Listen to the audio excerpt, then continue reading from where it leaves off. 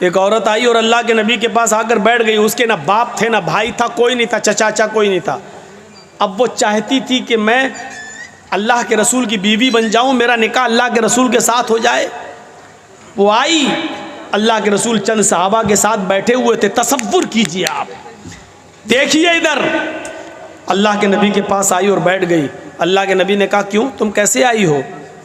तो कहती है इन्नी अहब्बु लक, अय अल्लाह के रसूल मैं अपने आप को आपको हिबा कर रही हूँ, यानी मैं आपके साथ निकाह करना चाहती हूँ। अल्लाह के नबी खामोश रहे। उसने दोबारा कहा, आप फिर खामोश रहे। उसने तीसरी बार कहा अल्लाह के रसूल मैं आपसे शादी के लिए आई हूँ, निकाह करना चाहती हूँ। तो सहाबी बैठे हुए थे बगल में, कहते हैं अल्लाह के रसूल ये औरत 3 बार कह चुकी मैं आपसे निकाह करना चाहती हूँ, आप कुछ बोल ही नहीं रहे। अरे करना हो तो करिए, नहीं करना हो तो जवाब दे दीजिए। आपने कहा कि नहीं नहीं नहीं, मैं तो नहीं कर सकता, मेरी काफ़ी है, अब मुझे ज़रूरत नहीं है किसी और बीवी की, अब मैं शादी नहीं कर सकता। तो झट से वो सहाबी जो बैठे थे कहने लगे अल्लाह के रसूल आपको ज़रूरत नहीं है, लेकिन मुझे तो ज़रूरत है, अगर आप नहीं कर सकते तो मेरे साथ कर दीजिए। वहीं बैठे, उफ, तसव्वुर देखिए, पहले वो आपसे करना चाहती, आप नहीं नहीं मैं तो नहीं कर सकता, तो फिर मेरे साथ करा दीजिए। तो अल्लाह के रसूल ने उस औरत से पूछा देखो मैं तो नहीं कर सकता, ये तुमसे करना चाहते हैं, तुम भी एक नज़र इनको देख लो, अगर ये पसंद हो तो तुम इनके साथ कर सकती हो, अगर तुम्हें ज़रूरत है। तो वो क्या कहती है, आई तो थी आपके लिए, लेकिन अगर आप नहीं कर रहे हैं तो कोई बात नहीं, ज़बरदस्ती थोड़ी होती है शादी, अगर आप नहीं कर रहे हैं तो कोई बात नहीं, मुझे तो घर बसाना है, इसके साथ ही मैं कर लूँगी, आप कर सकते हैं इसके साथ मेरा निकाह। अल्लाह के रसूल ने कहा ये औरत तैयार हो गई उसके साथ शादी करने के लिए, तो आपने उस औरत से नहीं पूछा तेरे बाप हैं कि नहीं, लड़के को क्या देंगे, कपड़ा कितना देंगे, सोना कितना मिलेगा, साड़ी कितनी मिलेगी, चादर कितनी मिलेगी। आपने ये सवाल लड़की से नहीं किया, औरत से नहीं किया। अक्लमंद लोगों सुनो,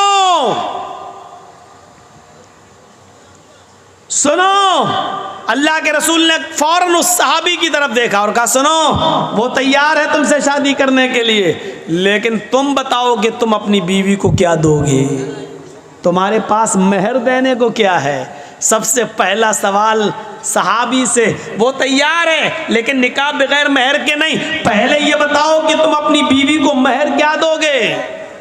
तो मेहर का नाम सुना तो फौरन कहने लगा मा इंदी शैउन, जब कुछ है ही नहीं तो दूंगा क्या। क्या ये तसव्वुर कर सकते हैं आप शादी का, उसके पास कुछ नहीं हो, शादी करना चाह रहे हैं, क्या हमारे पास है। हम लोग क्या कहते हैं, पहले अपने पैरों पे खड़े हो जाओ फिर शादी करेंगे, पहले घर तो बनवा लो, पहले कारोबार तो कर लो, पहले कोई बिजनेस तो कर लो, पहले नौकरी तो बाद में शादी करेंगे, आ गई तो खिलाएंगे क्या। अल्लाह के रसूल ने उस सहाबी से पूछा कि तुम मेहर क्या दोगे, कहने लगे कुछ नहीं है मेरे पास। अल्लाह के नबी ने फरमाया जाओ अपने घर में तलाश करो, शायद कोई चीज़ मिल जाए मेहर देने के लिए। कहा हाँ ठीक है जा रहा हूँ।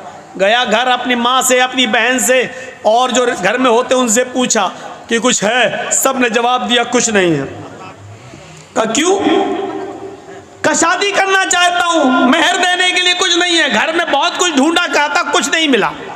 आया कहा अल्लाह के नबी सल्लल्लाहु अलैहि वसल्लम घर में मैंने बहुत कुछ ढूंढा, कुछ मिला ही नहीं, है ही नहीं, मैं क्या दूंगा, है ही नहीं मेरे पास मेहर देने को।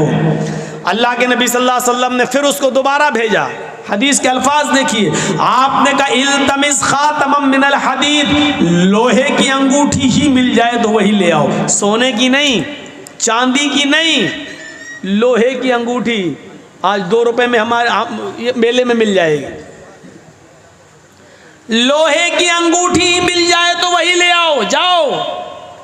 वो सहाबी फिर दोबारा अपने घर गए, बहनों से पूछा, भाइयों से पूछा, माँ से पूछा, सबने जवाब दिया है ही नहीं, लोहे की अंगूठी भी नहीं मिली। यानी 5 रुपए इस ज़माने में, 5 रुपए उस ज़माने में तो कुछ और, उतना भी नहीं था उनके पास कि वो लोहे की अंगूठी खरीद सकें।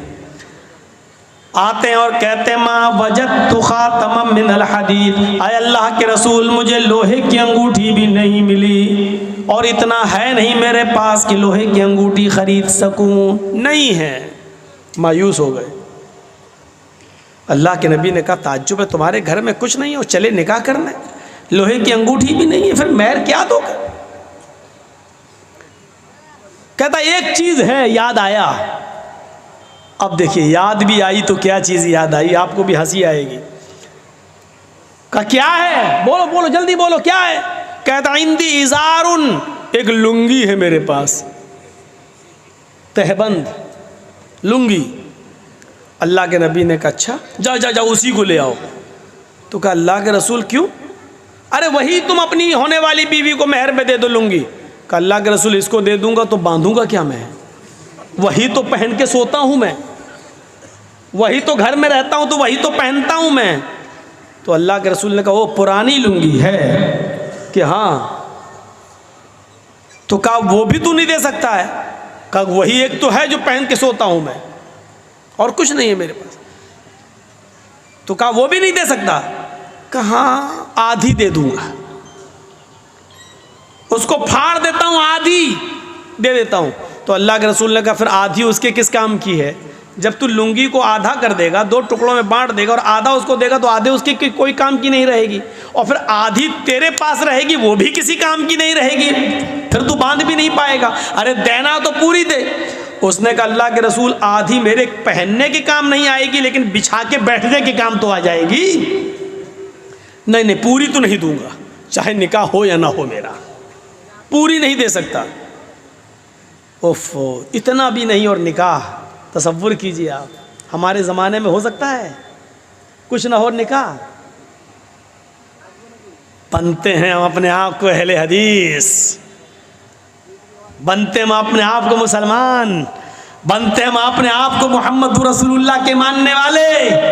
और मोहम्मद रसूलुल्लाह की ये शादी जो आप करवा रहे हैं एक सहाबी के साथ, तसव्वुर कीजिए हमारे समाज में नहीं है।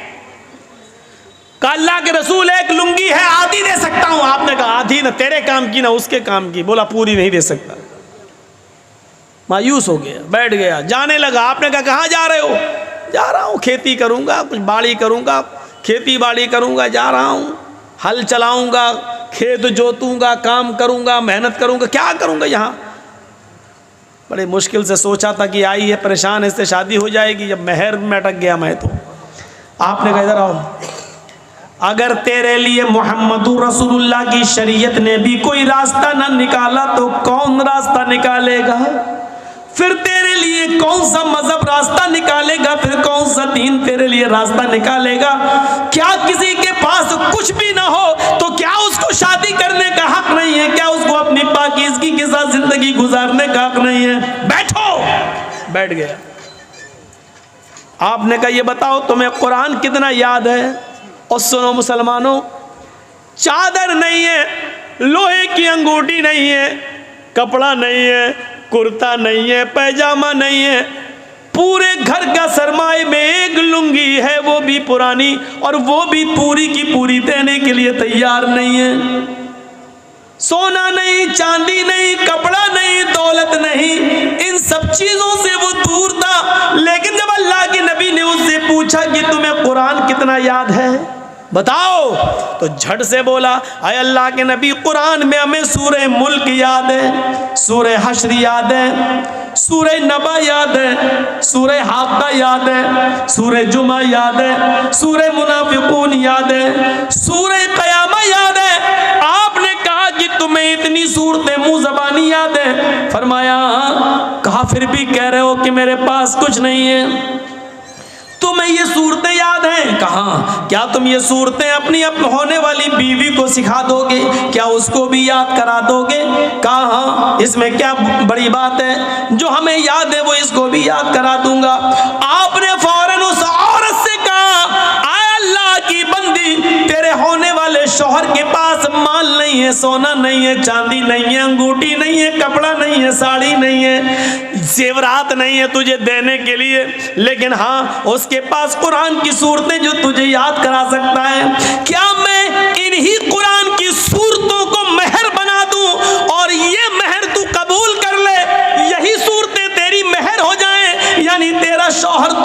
सूरतें याद करा दे, तेरा पति तुझे ये सूरतें याद करा दे और तू इसी को अपना मेहर मान ले। क्या ये मुमकिन है? क्या तू ऐसा कर सकती है? क्या मेहर में तू इन सूरतों को ले सकती है?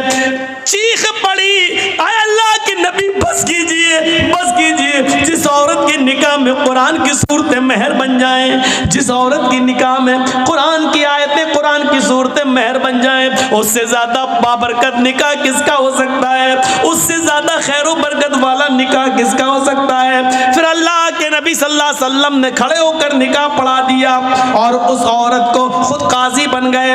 और उसके चूंकि बाप नहीं थे, माँ नहीं थी, चचा नहीं, भाई नहीं, कोई नहीं था, तो खुद अल्लाह के नबी सल्लल्लाहु अलैहि वसल्लम उसके वली और सरपरस्त बन गए। जिसका कोई ना हो तो काजी वली बन सकता है, निकाह पढ़ाने वाला वली बन सकता है। फिर अल्लाह के नबी सल्लल्लाहु अलैहि वसल्लम उसके वली बन गए, उसके सरपरस्त बन गए और आपने उस औरत का निकाह उसी जगह पर कर दिया है। न बारातियों का पता था, न हाथ में मेहंदी लगाई गई है, न हल्दी मली गई है, न ओवटना मला गया है, न लड़की वाले लड़के देखने आए हैं, न लड़के वाले लड़की देखने, न चोरों का पता, न डाकुओं का पता, न जहेज का पता।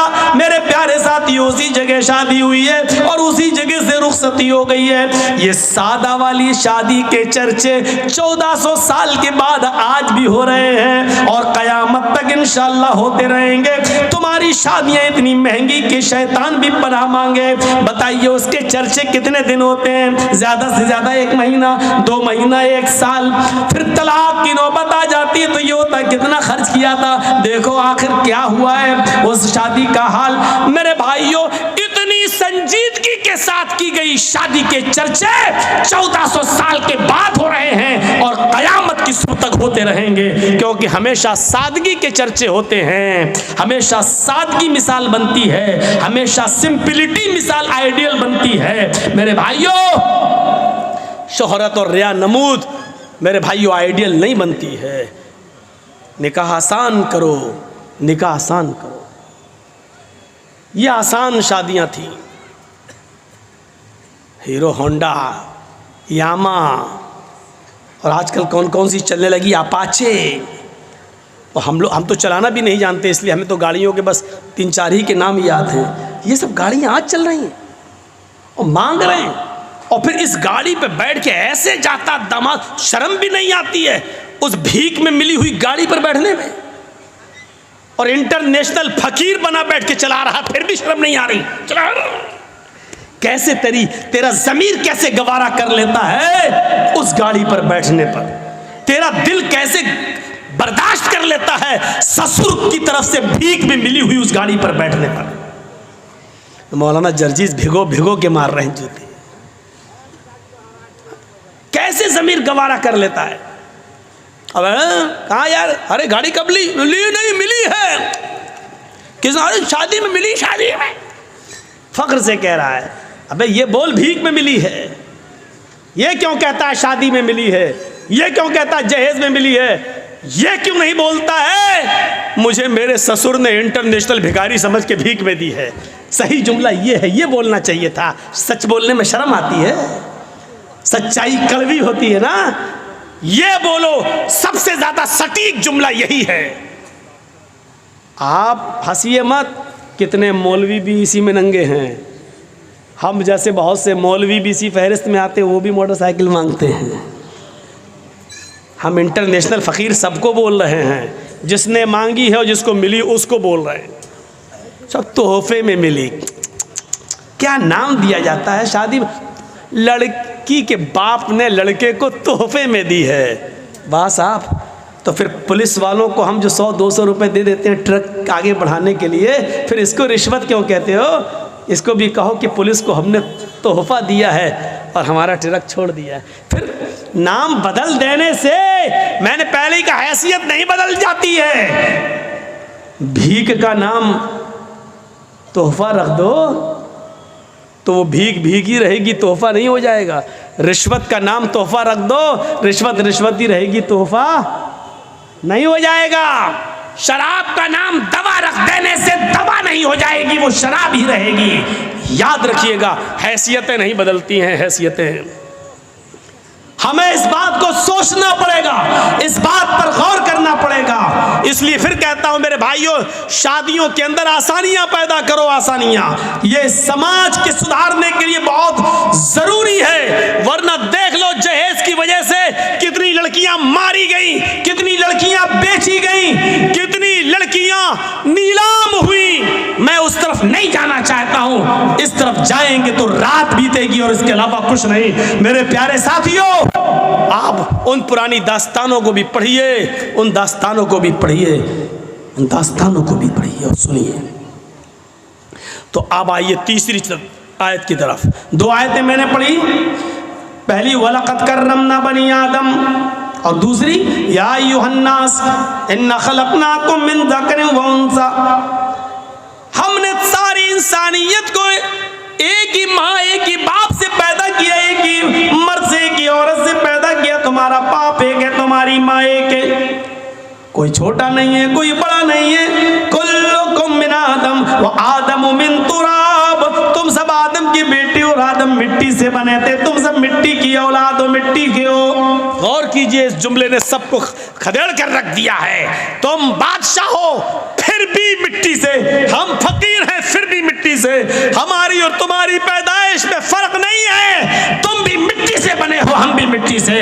तुम बादशाह हो, हम फकीर हैं, लेकिन तुम्हारा बाप भी आदम और हमारा बाप भी आदम, तुम्हारी माँ भी हव्वा और हमारी माँ भी हव्वा। इस जुमले ने बादशाह को नीचे लाकर खड़ा कर दिया और एक गरीब को हिम्मत दी कि हम भी बादशाह के मुकाबले में उसके भाई हैं। मेरे भाइयों, फकीर को, गरीब को बादशाह के मुकाबले में लाने वाला अगर कोई जुमला है तो यही जुमला, कुल्लुकुम मिन आदम व आदम मिन तुराब। तुम सब आदम के बेटे, तुम सब कुल्लुकुम मिन आदम, तुम सब आदम की औलाद हो। वो आदम मिन तुराब, और आदम मिट्टी से पैदा हुए थे, लिहाजा तुम सब मिट्टी से पैदा हुए हो। मेरे भाइयों, इस जुमले ने फकीर को बादशाह के सफ में लाकर खड़ा कर दिया और बादशाह को भी सोचने पर मजबूर कर दिया कि मैं फकीर से अफजल नहीं हूं। और यही वजह है कि बादशाह अपने दरबार में ऊंची कुर्सी पर बैठ सकता है। मौलवी जर्जीस जलसे पे आएगा तो स्टेज लगाएगा, स्टेज पर भी कुर्सी लगेगी, हम स्टेज पर कुर्सी पर बैठ सकते हैं। लेकिन जब मस्जिद में जाएंगे तो आपके सफ में ही हमें बैठना पड़ेगा।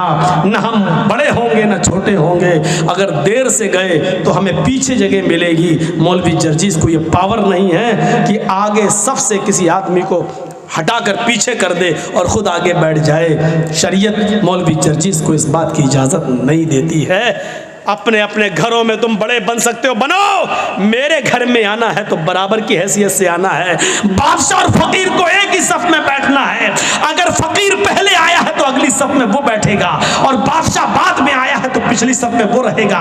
बादशाह किसी भीख मांगने वाले भिखारी, किसी रिक्शा चलाने वाले मेहनत और मजदूर को अगली सफ से उठाकर पीछे नहीं कर सकता है। ये पावर अल्लाह ताला ने एक बादशाह को भी नहीं दिया, सऊदिया के हुक्मरान सलमान को भी नहीं दिया है। मेरे भाइयों, कि वो खाने काबा में आए और मस्जिद नबी में जाए तो अगली सब में बैठे हुए किसी गरीब को हटाकर वो आगे आ जाए। अल्लाह ताला ने ये हक सऊदिया के बादशाह तक को नहीं दिया है, क्योंकि ये अल्लाह का घर है, तुम्हारे बाप का घर नहीं है जहां तुम बड़े बन सकते हो। ये स्टेज नहीं है जहां मौलवी जर्जीस कुर्सी पे बैठ सकता है। ये मेरा घर है। मेरे घर में आओगे तो बराबर की हैसियत से आओगे, और जब नमाज पढ़ोगे तो अपने बगल से किसी मजदूर को हटा नहीं सकते। साहब रिक्शा चलाने वाला मेरे बगल में, ये हट, चल तू उधर जा, ए भाई इधर आओ, तुम अच्छा बिजनेस करते हो, इधर आओ, चल बैठ, तेरे कपड़े पुराने, भाग उधर चल। आप नहीं हटा सकते हो, नहीं, तुम्हें उसी के बगल में खड़ा होना है। अल्लाहू अकबर कहेगा इमाम, और तुम्हें भी अल्लाहू अकबर कहकर हाथ बांधना है। इमाम कहेगा अल्लाहू अकबर, तुम्हें रुकू में जाना, उसको भी रुकू में जाना है। सजदे में भी तुम्हें उसके साथ सजदे में जाना है।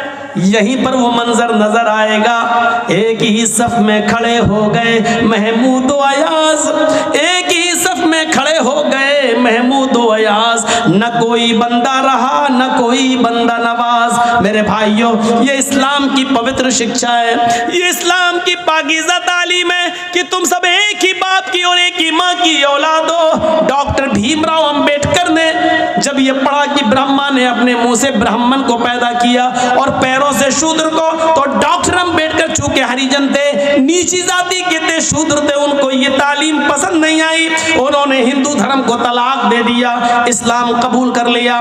महात्मा गांधी ने बहका दिया। गांधी जी बोले कि कौन सा इस्लाम, हनफी बनोगे कि शाफी बनोगे कि बरेलवी बनोगे, शिया बनोगे, कादियानी बनोगे, चकलालवी बनोगे, मिर्जाई बनोगे, क्या बनोगे? 72 फिरके। डॉक्टर अंबेडकर ने सोचा ये तो बड़ी लंबी दास्तान है, अब इनको पढ़ना तो बड़ा मुश्किल हो जाएगा, इसलिए उन्होंने इस्लाम भी छोड़ा, फिर बुद्ध धर्म कबूल कर लिया और बुद्धिस्ट बन गए। मेरे भाइयों, जरा गौर करो कि हिंदू धर्म को लोगों ने इसीलिए छोड़ा था, डॉक्टर अंबेडकर ने इसीलिए छोड़ा था क्योंकि उसमें जात पात है, ऊंच नीच है। लेकिन यहाँ कोई ऊंच नीच नहीं देखी गई है, यहाँ ऊंच नीच का कोई तसव्वुर भी नहीं पाया गया। इसलिए डॉक्टर अंबेडकर ने जब देखा कि नमाज होती है, बादशाह के लिए भी यही आजान का वक्त है और गरीबों के लिए भी यही आजान का वक्त है, मुअज्जिन का काम है सिर्फ इतना कह देना, हय्या अलस्सलाह, आओ नमाज के लिए। यही आजान अमीर के लिए भी है, गरीब के लिए भी है, यही आजान बादशाह के लिए भी है, यही आजान फकीर के लिए भी है। फकीर ये नहीं कह सकता है अभी बादशाह नमाज पढ़ रहा है, हम बाद में पढ़ेंगे, और बादशाह ये नहीं कह सकता है कि ये गरीबों के लिए अजान हो रही है, हमारे लिए अलग से अजान होगी। नहीं नहीं, अल्लाह की इबादत करने में सब बराबर हैं। तुम भी आओ, ये भी आए, जिसके दिल में तकवा सबसे ज्यादा होगा, हमारी नजर में मुअज़्ज़ज़ वही होगा। मेरे भाइयों, हजरत बिलाल जो काले कलूटे थे और जिनको जमीन पर पत्थर बिछा दिया जाता था, कंकरीली जमीन पर जिनको लिटा दिया जाता था और उनकी पीठ उस गरम जमीन, गरम कंकरियों की वजह से फलक पड़ जाते थे, ऊपर से सीने पर उनका भारी पत्थर रख दिया जाता था। एक बार उनको आग के अंगारों पर लिटाया गया। बहुत दिनों के बाद, अल्लाह के रसूल के इस दुनिया से गुजर जाने के बाद, हजरत अबू बकर के इस दुनिया से गुजर जाने के बाद, जब उमर का जमाना आया और हजरत बिलाल किसी कुएं पे नहा रहे हैं, किसी कुएं पर बैठकर नहा रहे हैं, उनकी पीठ का वो हिस्सा नजर आ गया जिस हिस्से पर काफिरों ने आग के अंगारे बिछाकर उनको लिटाया था। आग के अंगारों से तपी हुई पीठ जो बिल्कुल जल चुकी थी, हजरत उमर फारूक ने जब उस पीठ को देखा, अल्लाह के रसूल के गुजर जाने के बाद, अबू बकर के गुजर जाने के बाद, हजरत उमर जब खलीफा बने और उनके सामने जब वो पीठ आई, तो हजरत उमर पीछे से जाते हैं और उस पीठ पर बोसा दे देते हैं, उस पीठ पर अपने होंठ रख देते हैं। हजरत बिलाल ने जो पीछे मुड़ के देखा, कहने लगे अमीरुल मोमिनीन, हजरत बिलाल जल्दी से गुस्ल करते हैं। जब हजरत उमर के पास उनसे मिलने के लिए आते हैं, तो हजरत उमर फारूक ने अपने सर से अमामा उतारा, पगड़ी उतारी और जल्दी से उसको जमीन पर बिछा दिया और कहा, बिलाल आओ आओ बिलाल, इस पगड़ी पर बैठो, हमारे सर से उतरे हुए इस अमामे पर बैठो, तुम्हारी इज्जत तो जनाब मोहम्मद रसूलुल्लाह ने की है, तो हम क्यों नहीं करेंगे, ये हमारे सरदार हैं, आओ आओ। मेरे प्यारे साथियों, शक्लो सूरतों की वजह से किसी को इज्जत नहीं मिलती है, इज्जत तो अमल और तकवे की वजह से मिलती है। यही बिलाल है कि जिनके बारे में अल्लाह के नबी ने कहा था, बिलाल तुम ऐसा कौन सा अमल करते हो कि मैंने जन्नत में तुम्हारे जूतों की आवाज सुनी है। फरमाया अल्लाह के रसूल, अल्लाह के नबी, मैं जब भी मेरा वुजू टूटता है तो मैं दोबारा वुजू बना लेता हूँ और वुजू बनाने के बाद 2, 4, 6, 8 रकातें जरूर पढ़ लेता हूँ, जितनी अल्लाह मुझे तौफीक देता है। ये बिलाल थे जिनके लिए हजरत उमर अपने सर से पगड़ी उतार कर जमीन पर बिछा देते थे और कहते थे, आओ बिलाल बैठो, जिसकी इज्जत जनाब मोहम्मद रसूलुल्लाह ने की हो उसकी इज्जत हम क्यों नहीं करेंगे। मेरे भाइयों, कौन नहीं जानता खौला बिनते सालबा कौन सी औरत थी। खौला बिनते सालबा वो बूढ़ी औरत थी कि जिनकी आखिरी उम्र में बुढ़ापे में उनके शौहरों से अपने सामित ने उनसे जिहार कर लिया था। आप नहीं समझ पाएंगे जिहार किसको कहते हैं, मैं आपको थोड़ी सी स्पीड कम करके बताता हूँ। उनके पति ने, औस इब्ने सामित ने अपनी पत्नी खौला बिनते सालबा से कह दिया था, अंते अलैया का ज़हर उम्मी, आज के बाद तू मुझ पर मेरी माँ की तरह हराम हो गई। यानी जैसे मेरी माँ मुझ पर हराम है, आज के बाद तू भी मुझ पर हराम है, मैं तुझे हाथ नहीं लगाऊंगा। कोई पत्नी से अगर ये जुमला कह दे तो उसके लिए आज तो सज़ा है, लेकिन जब औस इब्न सामित ने कहा था उस वक्त सज़ा मुतय्यन नहीं हुई थी। उस वक्त उसूल ये था कि अगर किसी ने अपनी बीवी को अपनी माँ की तरह कह दिया तो माँ ही की तरह उसको मानना पड़ता था। अब उससे मिल नहीं सकता था। जैसे माँ की खिदमत करते थे वैसी उसकी खिदमत करना पड़ेगी। उसके पैर दबाओ, माँ कह दिया तो वो माँ की तरह उसकी सेवा करो, ये कानून था पहले। तो खौला बिन्त सालबा ने कहा औस इब्न सामित से, ये तुमने क्या किया, मुझे माँ की तरह हराम कर लिया, अब मेरे बच्चों का क्या होगा। रोने लगी, लेकिन बंदूक से गोली जब निकल जाए तो पछताने से क्या फ़ायदा। अब तीर से कमान निकल चुका है, कमान से तीर निकल चुका है, अब पछताने से क्या फ़ायदा। लेकिन औस इब्न सामित ने कहा जाओ ऐ खौला, अल्लाह के रसूल के पास जाओ, शायद तुम्हारे लिए कोई रास्ता निकल जाए। खौला अल्लाह के नबी के घर में आती है। सुनिए, जरा गौर से सुनिए। खौला अल्लाह के रसूल के दरवाजे को दस्तक देती है। मस्जिद नबी से लगा हुआ हुजरा अल्लाह के नबी का। अल्लाह के नबी ने दरवाजा खोला, सामने खौला खड़ी है, अंदर आओ। अंदर ले गए, क्या हुआ पूरी बात बताई। अरे अल्लाह के नबी हमारे लिए रास्ता निकालिए, मेरे शौहर ने मुझे अपने ऊपर अपनी माँ की तरह हराम कर लिया। अल्लाह के नबी ने कहा अरे खौला जाओ तुम यहाँ से, मेरा दिमाग क्यों ख़राब कर रही हो, तुम्हारे लिए मेरे पास कोई रास्ता नहीं है। अरे खौला जाओ, अब तो तुम उनके लिए उनकी माँ की तरह हो चुकी हो, अब तो हमारे पास भी कोई रास्ता नहीं है। वो जिद करने लगी, तलाक नहीं दिए मैं कैसे उनको छोड़ूं, सिर्फ माँ ही तो कह दिया तो कोई रास्ता तो निकालिए। अल्लाह के नबी ने फरमाया कि मेरे पास तुम्हारे लिए कोई रास्ता नहीं है। हदीस के अल्फाज तो ये हैं कि अल्लाह के नबी ने उनको उठाया और फरमाया खौला तुम क्यों हमसे जिद कर रही हो, जब मैं तुम्हारे लिए कोई कानून नहीं बदल सकता फिर मुझसे जिद करना बेकार है। चलो ये दरवाज़ा खुला है, मैं खोल देता हूँ, तुम जाओ, आज के बाद तुम अपनी माँ अपने शौहर के लिए माही की तरह हराम हो चुकी हो। अल्लाह के रसूल ने खौला बिन्त सालबा के लिए दरवाज़ा बंद कर दिया, जाओ, नहीं नहीं कोई रास्ता नहीं है, और उनको बाहर करके दरवाज़ा बंद कर दिया। खौला बाहर निकली, लेकिन सामने मस्जिद नबवी की चौखट देखती है, घुसती है और मस्जिद नबवी के दरवाजे पर पैर रखती हैं तो अल्लाह के रसूल का दरवाज़ा देखती हैं, नबी की चौखट देखती हैं। एक तरफ मस्जिद को देखती हैं, एक तरफ नबी की चौखट को देखती हैं। चेहरे पे मुस्कुराहट आती है खौला बिन्त सालबा के, और क्या कहती है, आए मोहम्मद सल्लल्लाहु अलैहि वसल्लम, कहो जोर से सल्लल्लाहु अलैहि वसल्लम, आए मोहम्मद सल्लल्लाहु अलैहि वसल्लम, आपकी चौखट बंद हो गई तो क्या हुआ, आपका दरवाज़ा बंद हो गया तो क्या हुआ, रब का दरवाज़ा तो खुला है, रब की चौखट तो खुली है। मस्जिद के अंदर जाती है, कुएं से पानी खींचती है, वुज़ू बनाती है और उसी मस्जिद नबवी में 2 रकात नमाज पढ़ती है। और 2 रकात नमाज पढ़ने के बाद उस औरत ने, खौला बिन्त सालबा ने अपने हाथ बुलंद कर लिए और कहा, अल्लाह नबी का दरवाज़ा बंद है लेकिन तेरा दरवाज़ा तो बंद नहीं है। इलाहुल आलमीन मेरे शौहर ने मुझसे ज़िहार कर लिया है, अपनी माँ की तरह हराम कर लिया है। बच्चों को प्यार तो मैं दे सकती हूँ लेकिन खिलाने पिलाने की जिम्मेदारी तो मेरे शौहर की है। आए अल्लाह मेरे लिए और मेरे हस्बैंड के दरमियान कोई रास्ता निकाल, मेरे और मेरे पति के दरमियान कोई रास्ता निकाल। तेरे नबी की चौखट बंद, तेरे नबी का दरवाज़ा बंद, तेरे नबी ने रास्ते बंद कर दिए, तेरा दरवाज़ा खुला है। मैं तेरी चौखट पर सर रखती हूँ, पेशानी रखती हूँ, माथा रखती हूँ। आए अल्लाह मेरी फरियाद सुन ले। आसमान से अल्लाह ने जिब्राइल को भेजा, कुरान गवाह है, कद समी अल्लाहु कौलल्लती तुजादिलुका फी ज़ौजिहा व तश्तकी इलल्लाह। अल्लाह ने उस औरत की फरियाद सुन ली जो आपसे बहस कर रही थी, जो आपसे तकरार कर रही थी अपने शौहर के बारे में, और मस्जिद के कोने में बैठकर वो तश्तकी इलल्लाह, अल्लाह से गिड़गिड़ा रही है, अल्लाह से रो रही है। आए बुजुर्गों की चौखटों को छूने वालों, आए मज़ारों की मिट्टियों को चाटने वालों, ये मोहम्मदुर रसूलुल्लाह का दरवाजा जब बंद होता होता है तब रब का दरवाजा खुलता है।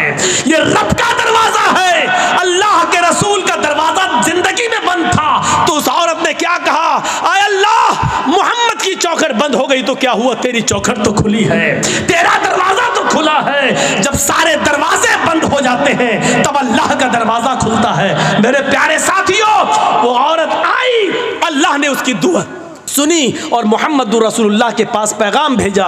जिब्राइल आए, कहा जाओ उस औरत को बुलाओ जो मस्जिद में अल्लाह से फरियाद कर रही है। अल्लाह ने उसकी दुआ सुन ली है और कानून बदल दिया है। आज के बाद अगर कोई शख्स अपनी बीवी को अपनी माँ की तरह हराम कहेगा तो उसके लिए सज़ा मुतय्यन कर दी, लेकिन रास्ता निकाल दिया।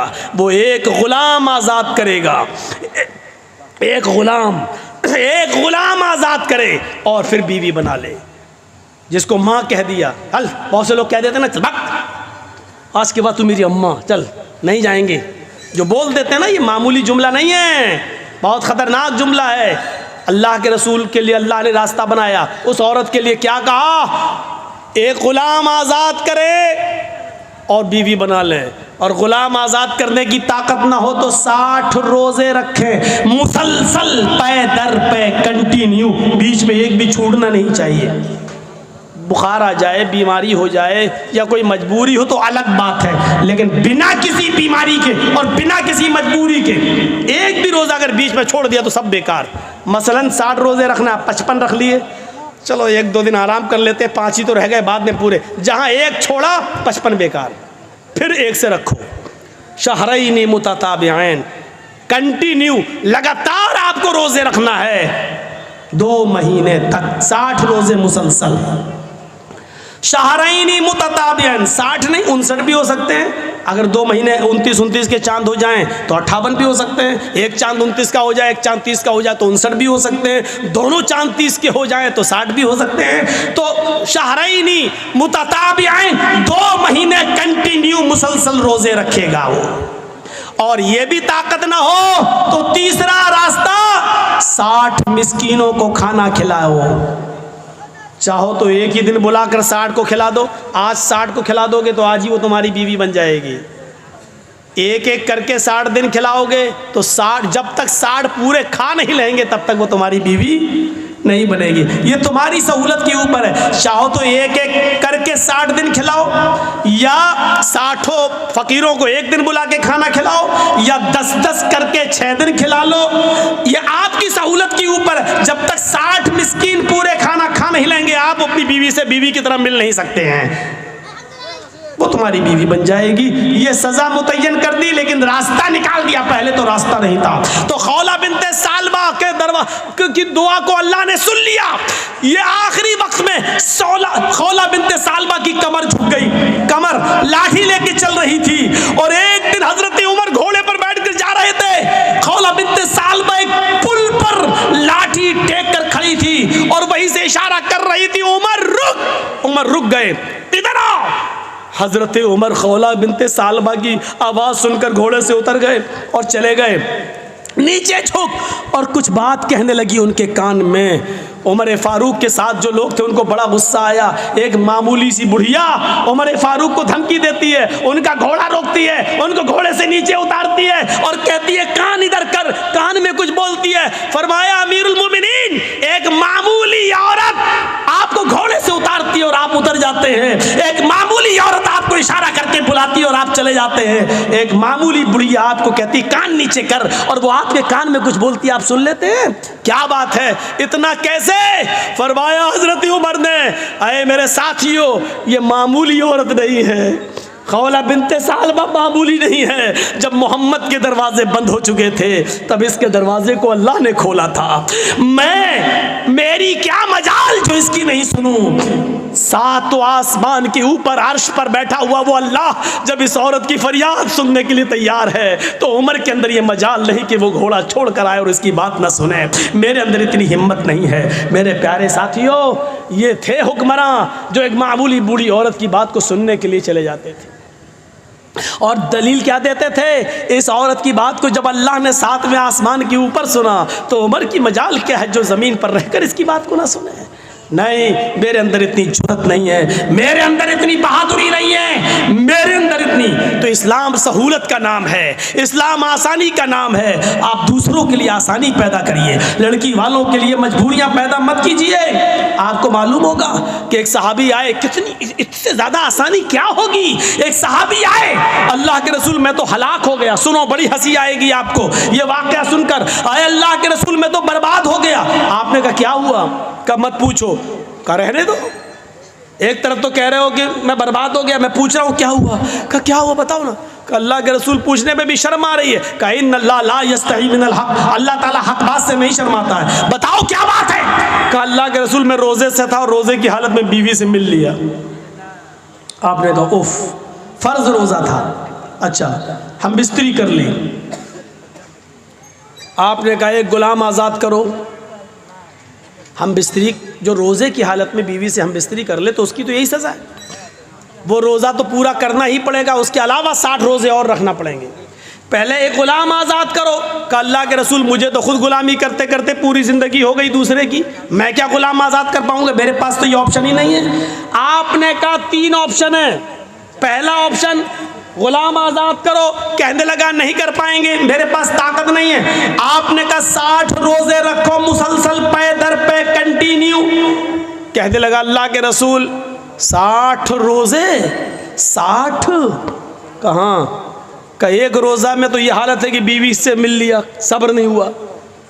आप कह रहे हैं 60 रोज़े रखो, मेरा क्या हाल होगा, मैं तो नहीं रख पाऊंगा, ये भी ताकत नहीं है मेरे अंदर। और कमज़ोर आदमी रमज़ान के रोज़े तो बड़ी मुश्किल से रख पाता हूँ, इसके अलावा 60 रोज़े और मैं कैसे रख पाऊँगा। आपने कहा फिर तीसरा एक और ऑप्शन है तुम्हारे लिए। का क्या? कि 60 मिस्कीनों को खाना खिलाओ। कितने? का 60। का अल्लाह के रसूल शायद आपको मेरे घर का हाल नहीं मालूम। आपने कहा तुमने कभी बताया ही नहीं तो मालूम क्या होगा। का अल्लाह के नबी सुबह अगर मुझे खाने को मिल जाए तो शाम को भूखा सोता हूँ, और शाम को मिल जाए तो सुबह भूखा उठता हूँ, फिर सुबह नहीं मिलता। मेरे घर में 2 टाइम का खाना नहीं बनता, मैं 60 मिस्किनों को खाना कहाँ से खिलाऊं। आपने कहा रुको, अच्छा 3 ऑप्शन तुम्हारे पास, तीनों नहीं है। कहाँ देखिए, फिर भी रास्ता निकाला। कहा क्या? रुको, नमाज का टाइम हुआ, आपने लोगों से कहा अपने भाई की मदद करो, इसको गरीबों में कुछ देना है, मिस्कीन है, खुद गरीब आदमी है। अच्छा, अब चंदा हुआ उसके लिए। खजूर ही उस ज़माने में चलता था, कोई 2 खजूर लाया, कोई 5 लाया, कोई 10 लाया, और जोहर से असर तक चंदा होता रहा। पूरा 10 किलो का एक टोकरा भर गया खजूर का, इतना बड़ा टोकरा भर गया। आपने उस टोकरे को उठाकर उसको दिया, ले पकड़, तुम्हारे भाइयों ने तुम्हारी मदद की है, जाओ ये खजूर अपने गांव में ले जाओ, अपने कबीले में सब गरीबों में दे देना, उन्हीं को बांट देना, तुम्हारा कफारा अदा हो जाएगा, तुम्हारी गलती मिट जाएगी, जाओ ये गरीबों में तकसीम कर देना। कहने लगा अल्लाह के रसूल कहाँ इसको बांटूं? कहा अपने गांव में। किस में बांटूं? कहा गरीबों में। कहता अल्लाह की कसम पूरे गांव में मुझसे ज्यादा गरीब कोई है ही नहीं। ये देखिए, अरे अल्लाह के रसूल, पूरा गांव आप देख लीजिए, मेरा पूरा कबीला, मेरे पूरे गांव पूरे कबीले में मुझसे ज्यादा गरीब कोई है ही नहीं। ये सुनकर अल्लाह के रसूल की भी हंसी निकल गई। क्या कह रहे हो? पूरे गांव में तुमसे ज्यादा गरीब कोई नहीं? का नहीं, तो जाओ तुम खुद ही ले जाओ, खुद खा लेना, अपनी बीवियों बच्चों को खिला देना, तुम्हारा कफारा अदा हो जाएगा। ये आसानी, जुर्म भी किया, ऑप्शन भी नहीं है तीनों में से कोई एक, चंदा भी हुआ उसके लिए, और अल्लाह के रसूल ने कहा जाओ गरीबों में बांट देना, तो कहता मुझसे ज़्यादा गरीब कोई है ही नहीं। तो आपने कहा तुम ही खा लेना, जाओ और अपनी बीवी बच्चों को खिला दो, कफारा अदा हो जाएगा। ये लीजिए, ये आसानी है, आसानी, इससे ज़्यादा सहूलत और कहाँ मिलेगी। इसलिए इंसानियत सीखो, इंसानियत का सबसे बड़ा आलम बरदार कोई मज़हब है तो इस्लाम है। आप बताइए ये तालीम कहाँ मिलेगी?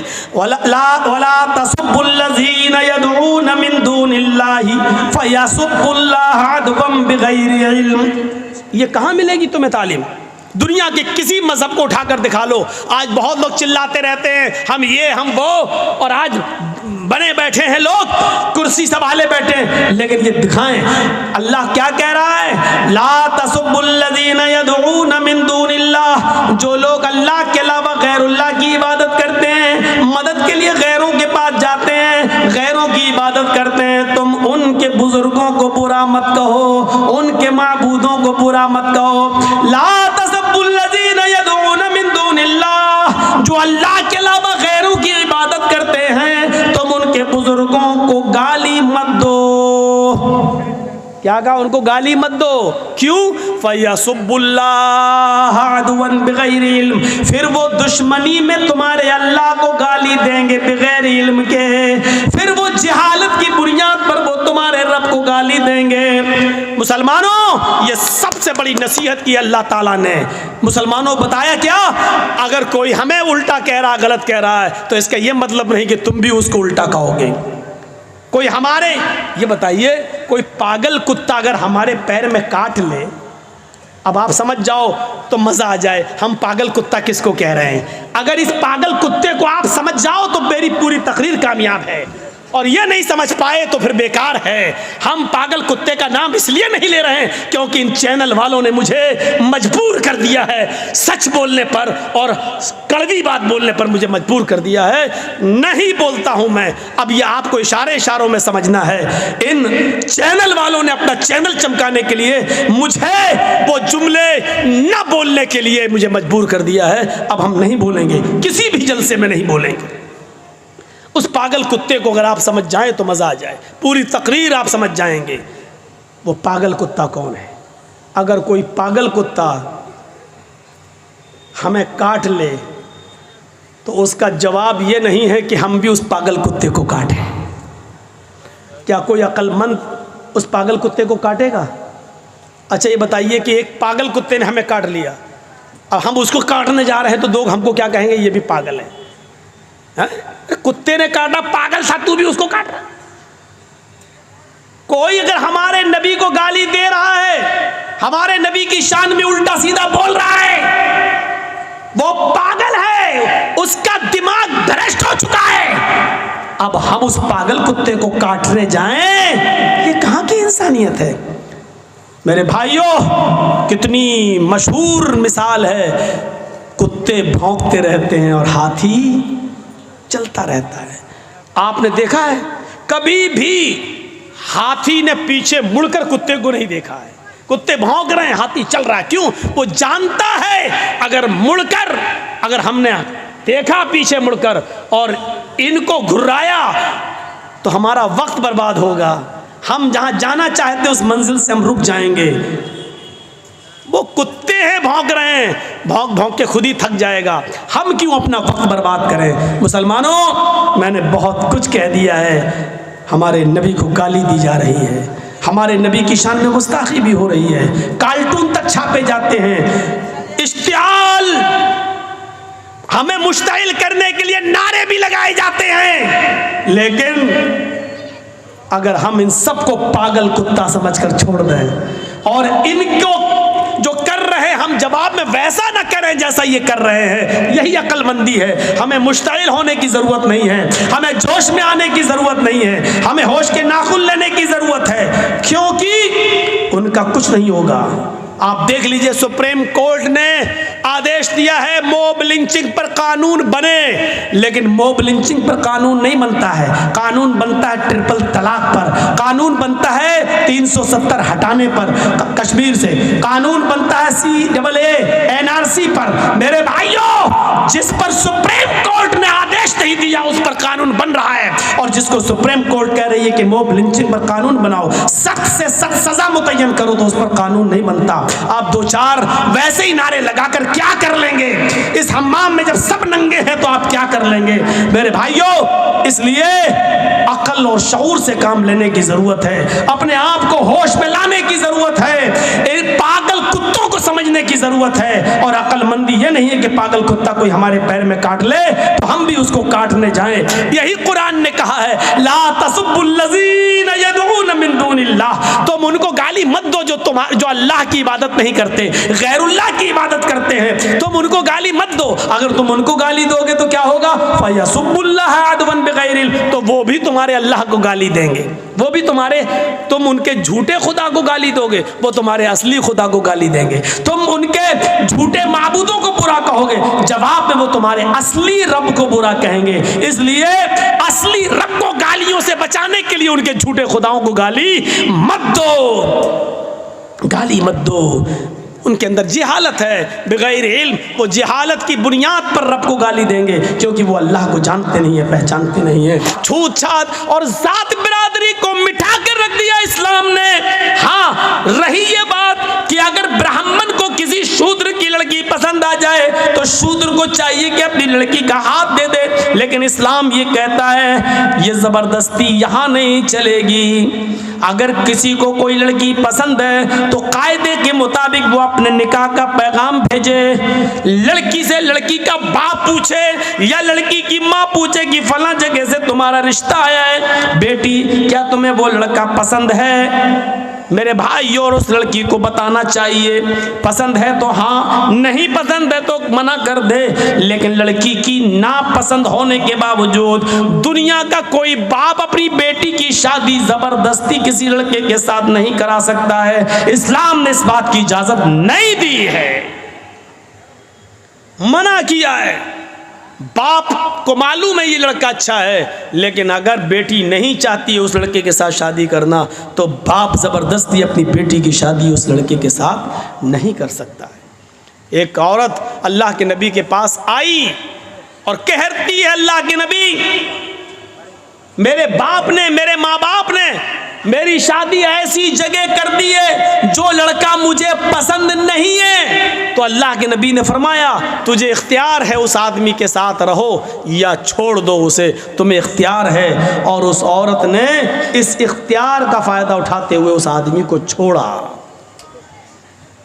नहीं रही उसके पास। इसलिए माँ बाप भी जिद ना करें। इसीलिए जब निकाह होता है ना, निकाह, तो आपने देखा होगा लड़की वाले के यहाँ जाते हैं कुछ लोग, अब तो कुछ लोग नहीं, अब तो बहुत से लोग जाने लगे, जिसका नाम हो गया बारात। नाम रख लेने से किसी चीज़ की हैसियत थोड़ी बदल जाती है। ये 300-400 आदमी जो जा रहे हैं, आप इसको बारात कहिए, मेरी नज़र में सब चोर हैं और डाकू हैं। किसी चीज़, अब शराब का नाम दवा रख दो तो वो दवा थोड़ी हो जाएगी, शराब ही रहेगी। पहले ज़माने में जब शुरू में ये बारात की रस्म कहाँ से निकली है? ये जो 300-400 आदमी एक शहर से दूसरे शहर जब शादी होती थी तो लड़का अकेला नहीं जाता था, क्योंकि रास्ते में काफिलों पर हमला हो जाता था, उनको लूट लिया जाता था। इसलिए लड़की को हिफाजत के साथ उस लड़के के घर पे लाया जाए, इसलिए पहले ज़माने में 100-150 आदमी लड़की के घर जाते थे और उस लड़की को खैरियत से लाकर उस लड़के के घर पहुंचा देते थे, ताकि रास्ते में इस लड़की को कोई लूट न ले, इसके जेवर को कोई लूट न ले, इसके सामान को कोई लूट न ले। और ये नई नवेली बीवी जो आ रही है कहीं इसको अपहरण न हो जाए, इसलिए 100-150 आदमियों की बारात जाती थी। उस मकसद दूसरा था, वहीं से ये रस्म निकली। जब आप चोरी का ज़माना ख़त्म हो गया है, अब लूटपाट ऐसी नहीं होती है कि रास्ते ही में दूल्हा और दुल्हन को पकड़ के रोक लिया जाए, लेकिन वही रस्म और रवाज हिंदुओं से चला आ रहा है और ये धीरे धीरे मुसलमानों के अंदर भी सरायत कर गया है। अब भी 200, 250, 300 आदमियों की बारात जा रही है। पहले मकसद कुछ और था, अब मकसद कुछ और है। मेरे प्यारे साथियों, तो मैंने वही कहा कि नाम के बदल देने से या नाम रख लेने से हैसियत चेंज नहीं हो जाती है, हैसियत चेंज नहीं हो जाती है। अब वहाँ लड़के का निकाह होना, जर्जी साहब बैठे हैं, फार्म भर रहे हैं, मेहर वहर सब भर दिया कितना, लेकिन लड़के का निकाह भी नहीं पढ़ा सकते हैं जर्जी साहब। आपको मालूम है ये उसूल है, ये कानून है शरीयत का। जर्जी साहब लड़के का निकाह नहीं पढ़ा सकते हैं जब तक पहले लड़की की इजाज़त न ले ली जाए। एक वकील होता है, 2 गवाह होते हैं।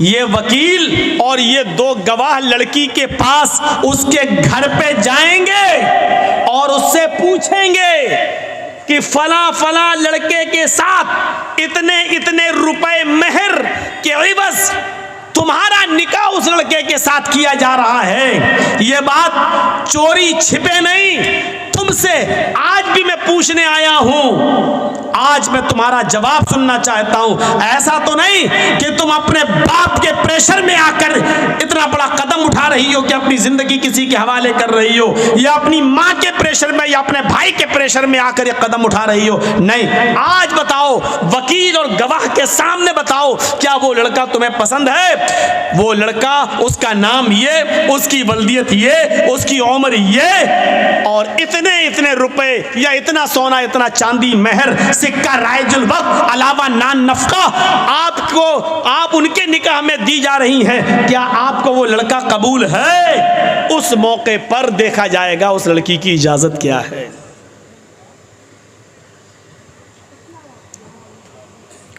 अल्लाह के नबी फरमाते हैं कि अगर वो खामोश रह गई, कुंवारी लड़की, बाकिरा लड़की, अगर वो खामोश रह गई तो यही उसकी इजाज़त है।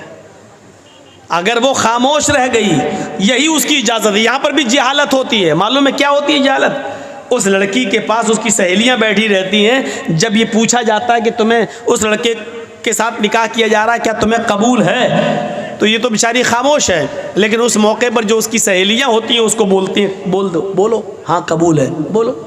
और जब तक वकील सुन नहीं लेता है और गवाह सुन नहीं लेता है कि हाँ इसने कहा कि मुझे कबूल है, तब तक वो दस्तखत नहीं कराता है सिग्नेचर। ये गलत है तरीका, निहायत गलत है तरीका। एक बार पूछो जोर से कि फला फला लड़के के साथ इतने इतने रुपए मेहर के एवज तुम्हारा निकाह उसके साथ किया जा रहा है, क्या तुम्हें वो लड़का कबूल है? वो लड़की सर नीचे कर ले, खामोश हो जाए, तो यही उसकी इजाज़त है। इज़्नुहा सिमातुहा, उसकी खामोशी ही उसकी इजाज़त है बस। और वहीं से उसके दस्तखत करवा लो। चलो नहीं बोलेगी कोई बात नहीं, चलो साइन करो। अगर लड़की ने साइन कर दिए ये उसकी इजाज़त हो गई। और अगर उसको लड़का पसंद नहीं तो वहीं पर वो कह सकती है कि मुझे पसंद नहीं है या मैं निकाह नहीं करना चाहती इससे। फिर उस लड़के का निकाह किसी भी कीमत पर नहीं होगा। लड़के का निकाह लड़की की इजाज़त के बिना नहीं हो सकता है। इसलिए पहले इस्लाम ने ये पावर, ये अधिकार लड़की को दिया है।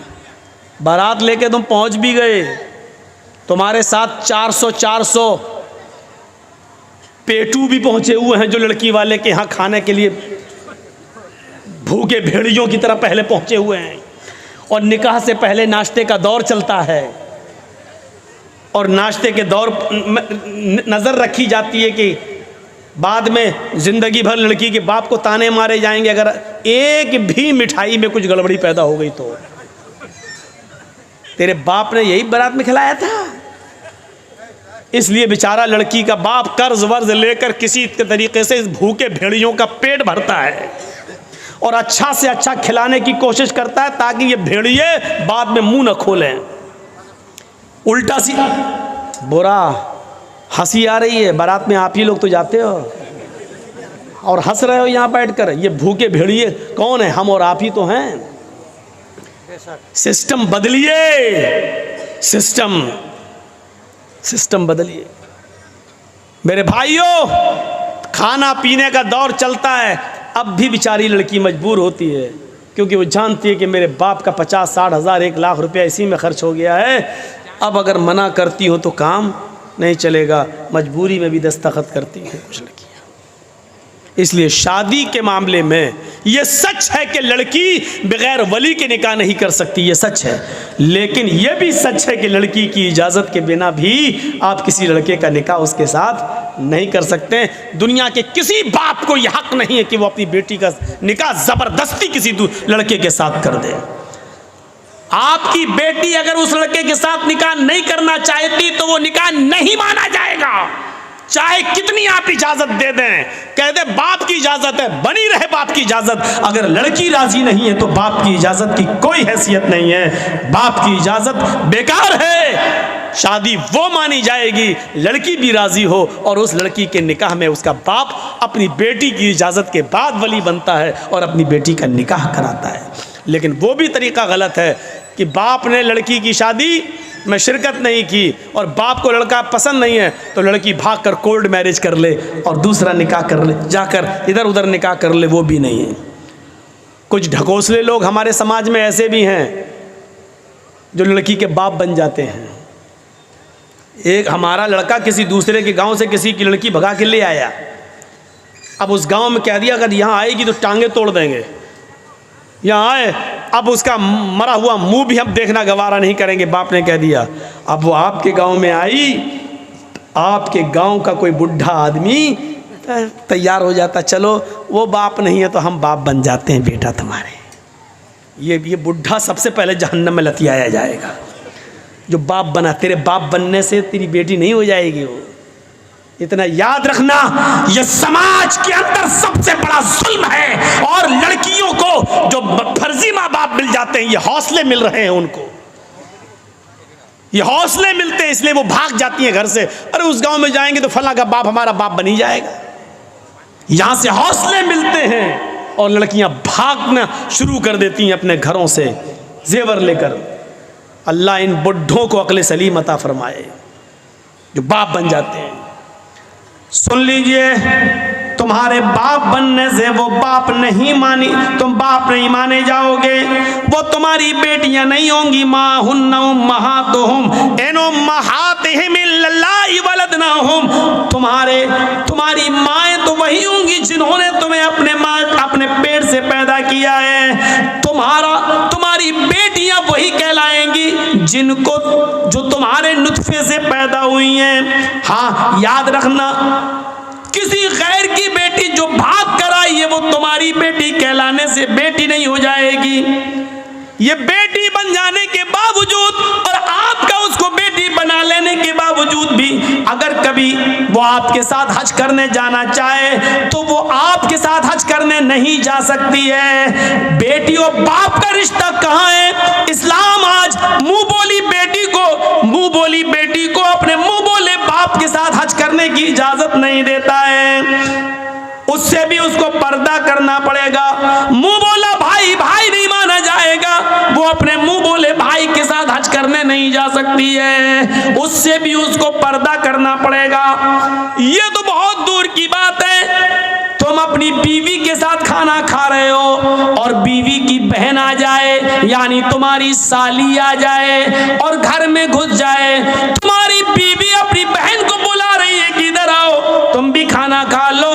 याद रखना, अपनी बीवी की मौजूदगी में भी तुम अपनी साली के साथ खाना नहीं खा सकते हो। अपनी बीवी की परमिशन के बावजूद अपनी साली को मोटरसाइकिल पे बिठाकर बाजार नहीं ले जा सकते हो। उसको उसकी ससुराल छोड़ने नहीं जा सकते हो। उसको स्कूल छोड़ने नहीं जा सकते हो।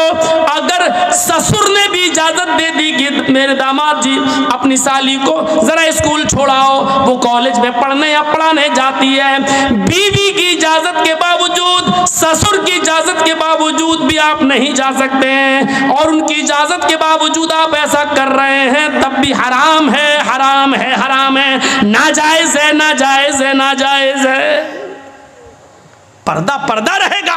साली को भी पर्दा करना पड़ेगा अपने बहनोई से। यहाँ तो सालियाँ सबसे ज़्यादा बहनोइयों से मजाक करती हैं। और जूता कौन छुपाता है? ये रस्म कहाँ से निकली है? बात थोड़ी सी घूम गई और इधर निकल गई। तो मैं कहना ये चाह रहा था मेरे भाइयों, एक तरफ ये चीज़ है कि शूद्र की बेटी अगर ब्राह्मण को पसंद आ जाए तो शूद्र को देना पड़ेगी, लेकिन ब्राह्मण को, शूद्र की बेटी पसंद आ जाए तो, और शूद्र को पसंद आ जाए तो राजा को चाहिए कि उसकी आंख फोड़ दे। ये जुल्म, ये सितम देखिए आप, ये जुल्म और ये सितम। आसानियां पैदा करो निकाह के अंदर ताकि लोग जिनके घरों में बेटियां बैठी हुई हैं उनके निकाह हो जाए। आज एक मोटरसाइकिल नहीं है देने के लिए, इसलिए उसकी उम्र बढ़ती जा रही है। इस लड़की की उम्र इतनी बढ़ रही है कि उसकी दूसरी बेटी भी शादी के लायक हो गई है, लेकिन अभी बड़ी बेटी का निकाह नहीं हुआ है, तब तक दूसरी बेटी जवान हो गई है, उसको भी एक मोटरसाइकिल चाहिए दामाद को देने के। क्या समाज इसका जिम्मेदार नहीं है?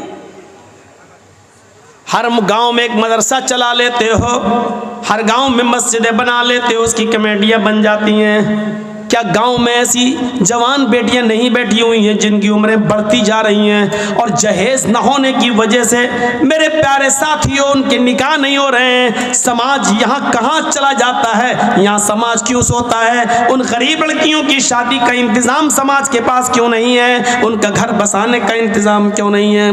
क्या अल्लाह के नबी जनाब मोहम्मद रसूलुल्लाह सल्लल्लाहु अलैहि वसल्लम सामूहिक विवाह का प्रचलन नहीं चलाया करते थे? ये तंजीम नहीं चलाते थे? मेरे भाइयों, अल्लाह के नबी जिसको जहां भेजते थे और कहते थे कि फला घर वालों से कहना कि अल्लाह के नबी ने मुझे भेजा है और आपके घर में एक बेटी है, वो मुझसे शादी कराना चाहते हैं, आप उनकी शादी कर दीजिए। आपने जुलैबीब का वाकया सुना होगा। जुलैबीब जो शक्ल सूरत में बहुत ज्यादा काले कलूटे थे, वो जुलैबीब जिनकी शक्ल सूरत जो लड़की देखती निकाह का पैगाम ठुकरा देती और निकाह करने से मना कर देती। अल्लाह के नबी ने एक मर्तबा जुलैबीब से कहा, जुलैबीब क्या बात है, तुम्हारी उम्र बढ़ती जा रही है और तुम निकाह नहीं कर रहे हो? जुलैबीब ने अपनी बात बताई कि अल्लाह के रसूल ऐसा ऐसा मामला है, मैं जिस घर में पैगाम भेजता हूँ जब लड़की मेरी शक्ल देखती है तो निकाह का इनकार कर देती है। आपने कहा जाओ फला फला मदीने के फला फला घर में जाओ, वहाँ एक बहुत ही खूबसूरत एक सहाबी की बेटी रहती है, उस सहाबी से कहना कि मुझे अल्लाह के रसूल ने भेजा है और मेरा ये लेटर, मेरा ये ख़त उसको दे देना, मैं इसमें तुम्हारे निकाह की बात लिख रहा हूँ। जुलैबीब अल्लाह के नबी सल्लल्लाहु अलैहि वसल्लम का लिखवाया हुआ ख़त जुलैबीब लेकर जाते हैं और मदीने के उस घर में पहुँचते हैं जिस घर के अंदर एक लड़की है और वो भी बहुत खूबसूरत अंसारी बेटी। जुलैबीब ने उसके घर का दरवाजा खटखटाया, लड़की का बाप बाहर निकला, दरवाजा खोला, उसने कहा हाँ बोलो जुलैबीब कैसे आना हुआ? जुलैबीब ने कहा सलाम वालेकुम। सहाबी ने कहा वालेकुम अस्सलाम। आना कैसे हुआ? ये लेटर दिया जनाब मोहम्मद रसूलुल्लाह ने।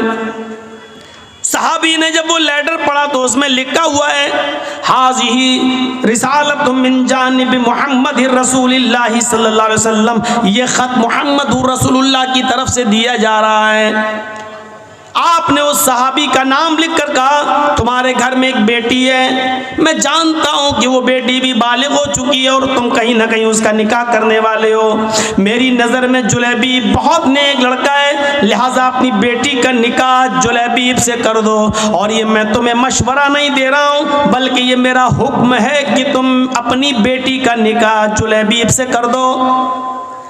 जुलैबीब का चेहरा देखता वो साहबी, कहता ये कैसे हो सकता है, बेटी मेरी है। और जुलैबीब की शक्ल सूरत इतनी भयानक, इतनी काली शक्ल सूरत ऐसी, कहता हरगिज नहीं, मैं अपनी बेटी का हाथ तुम्हें कैसे दे दूं?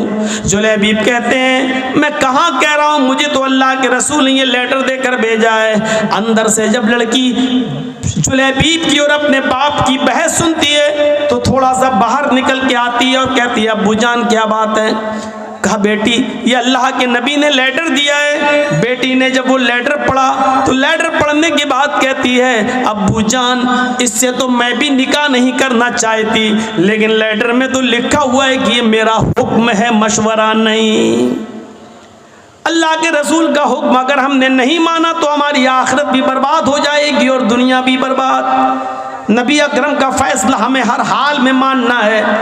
मैं भी नहीं चाहती हूँ कि इस आदमी से निकाह करूँ, लेकिन मोहम्मदुर रसूलुल्लाह का फरमान है इसलिए आमन्ना व सद्दक़ना, हमें मानना पड़ेगा।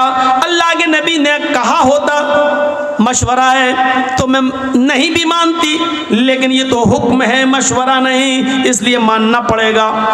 बाप ने कहा बेटी क्या बात करती हो, जरा इसकी शक्ल तो देखो, इसका चेहरा तो देखो, इस आने वाले को तो देखो, इसकी शक्ल की तरफ तो जाओ। बेटी जो जवाब देती है उसको उर्दू के एक शायर ने यूं नकल किया है कि बेटी बोलती है नहीं नहीं। कहा अब्बू ने बेटी इस आने वाले की तरफ देख, बेटी कहती है न आने वाले को देख न जाने वाले को देख, न आने वाले को देख, न जाने वाले को देख, देखना ही है तो खत के भेजने वाले को देख। बाप ने कहा बेटी माना तेरी बात सही है, लेकिन जरा इसकी शक्ल सूरत तो देखो, बेटी तू कैसे इसके साथ रहेगी। बेटी कहती है माना कि शक्ल है इसकी बदसूरत, माना कि शक्ल है इसकी बदसूरत और जिस्म है इसका मांद, माना कि शक्ल है इसकी बदसूरत और जिस्म है इसका मांद, मगर खत का भेजने वाला तो है 14वीं का चांद। मुझे इससे क्या मतलब, मुझे तो हुक्म रसूल की पाबंदी करना है, जनाबे मोहम्मद रसूलुल्लाह की बात मानना है।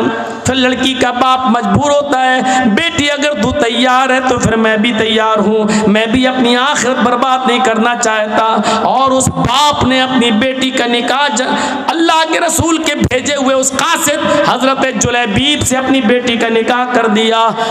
उस बेटी का बयान है कि जुलैबीब से अल्लाह के नबी ने मुझे जो निकाह कराया है, उस जुलैबीब ने मुझे इतना प्यार दिया, इतना प्यार दिया कि मेरी जिंदगी एक मिसाल बन गई। जुलैबीब के साथ मेरे निकाह में अल्लाह ने वो बरकतें रखी थी, वो बरकतें रखी थी जिसका तसव्वुर हम नहीं कर सकते थे।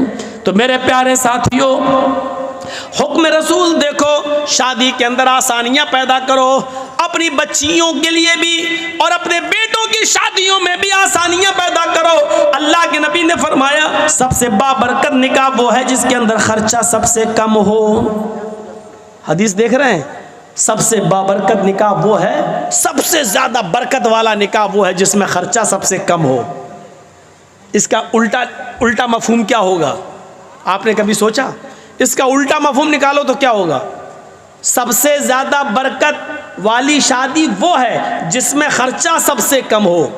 तो इसका मतलब क्या हुआ, जिस शादी में खर्चा जितना ज्यादा होगा उस शादी में बरकत उतनी ही कम होगी। आज देख लो, बड़े बड़े खर्च करने वाले और बड़े बड़े मैरिज हॉल बुक करने वाले, लाखों रुपए का डेकोरेशन कराने वाले, बड़े बड़े मैरिज हॉल बुक करा के अपनी बेटियों की शादी करने और बेटों की शादी कराने वालों को आप देखोगे, शादियां ज्यादा दिन टिकती नहीं हैं, फौरन 1-2 साल के बाद तलाकों की नौबतें आ जाती हैं। क्यों? बरकत क्यों नहीं हो रही है? वो निकाह का तसव्वुर ही खत्म हो गया है।